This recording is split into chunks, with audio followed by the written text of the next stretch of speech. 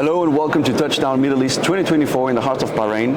I'm delighted to be joined by Matthew Baynes, Vice President for Strategic Partners, Cloud and Service Provider segment of Schneider Electric. And Matthew, welcome to Bahrain. This is your first time in Bahrain, or at least at Touchdown it's your first time?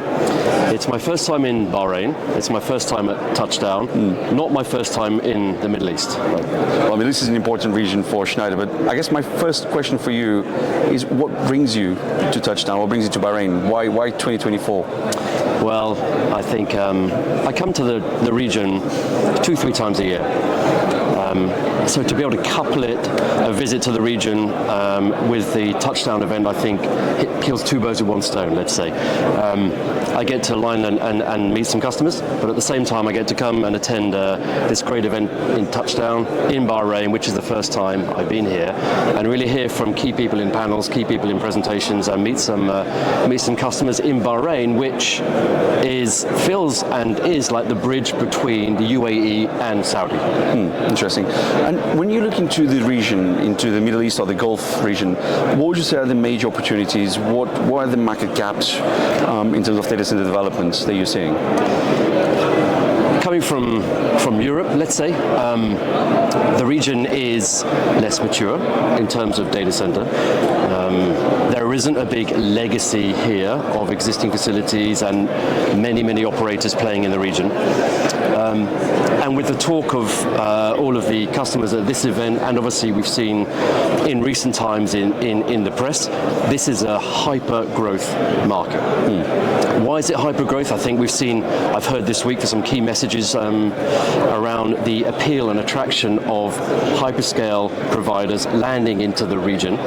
Again, it is the Middle East, it is that bridge. They need to invest here, but also, particularly in this region, is a great place for them to deploy their AI large language models. It is a perfect zone for that. There's an abundance of energy, an abundance of low cost energy. There's a lot of land that's available, and all of the governments in the zone appear to be very keen to attract these American hyperscalers into the region. The governments want to be leading the way in terms of tech, in terms of AI, in terms of innovation.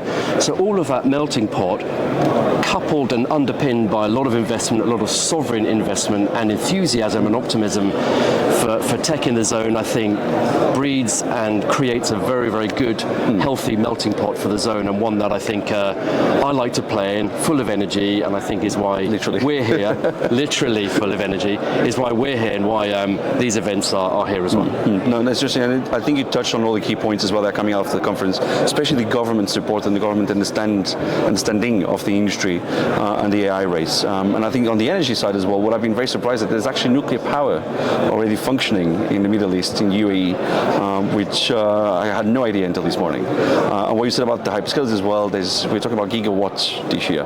Last year, the projects that we were talking about at this conference were 10 megawatts, up to 100 megawatts maybe. This year it's gigawatts. The market's changed gear. I was here in just 12 months. Even less. I was here, I'm going to say 6 months ago, but I can't remember exactly. Anyway, it was earlier on in the year. And every time I come, I leave with huge energy. Like I've had a boost of adrenaline. Yeah, it's incredible. It's very exciting. And the market has changed gear since I was here several months ago.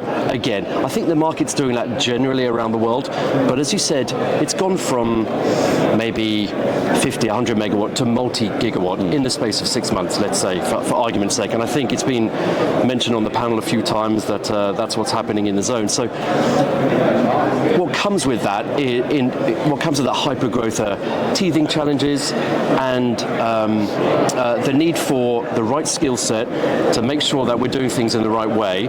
But with the investment and with the enthusiasm of the American hyperscalers and a lot of international co-location operators bringing that experience into the zone, I think they've got an exciting time ahead of them, and also I think an opportunity to leapfrog some of the journey that the other economies, the European economies and the US economies in terms of data center design and construction have been on, they can learn a lot very, very quickly and leapfrog that journey and really excel at their data center market over the next coming years. There's where no legacy actually gives you an advantage in comparison to more mature markets like in Europe or the US. Yeah.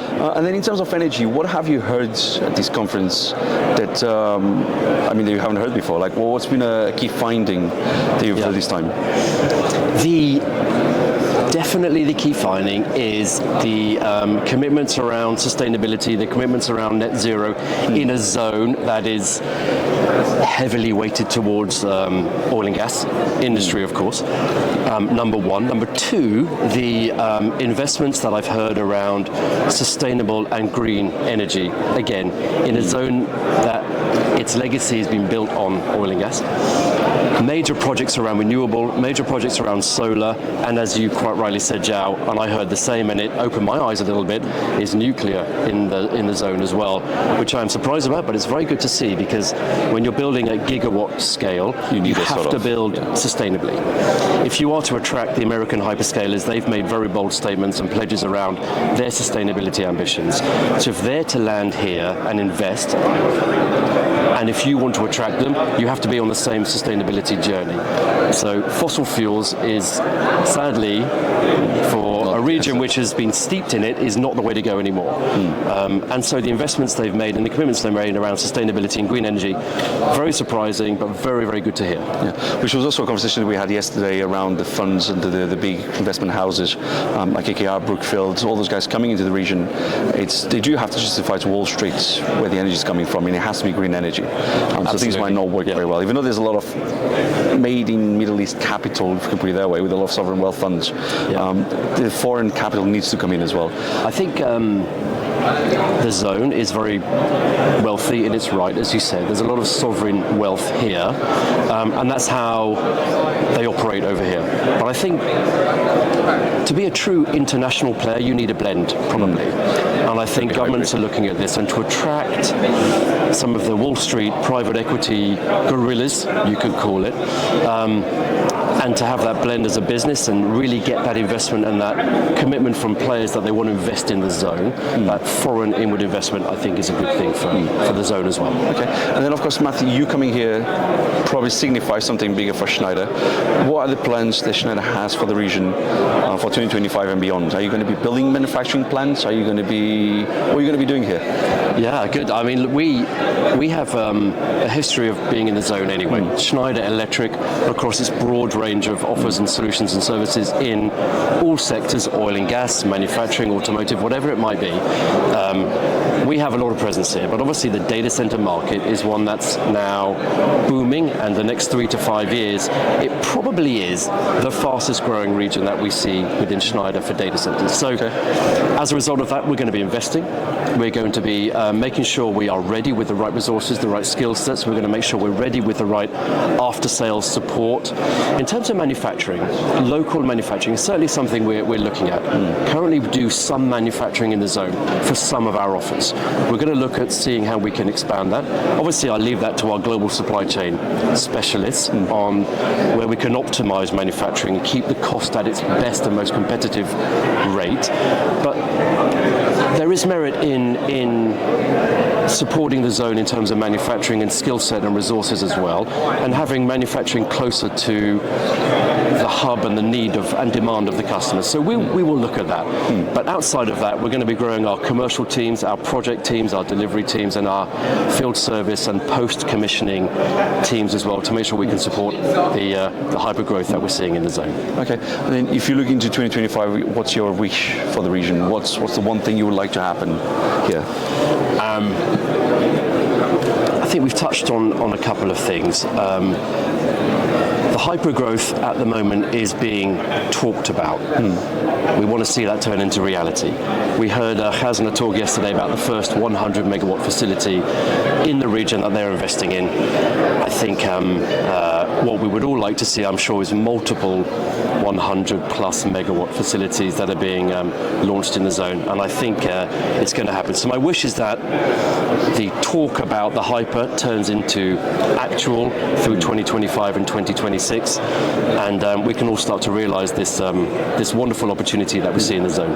Well, if there's a region that walks the talk, it's this one, and they have the capital to back it up as well. Absolutely, yeah. But Matthew Baynes, Vice President of Strategic Partners, Cloud and Service Provider segment at Schneider Electric. It's a long title, I always have to read it to make sure I get all the words. Thank you so much for talking to me. Thank you. As for your home, thank you for watching. Do check our social media channels and website for more news from the digital infrastructure sector worldwide. At the Tech Capital, you lead, we report. Bye for now.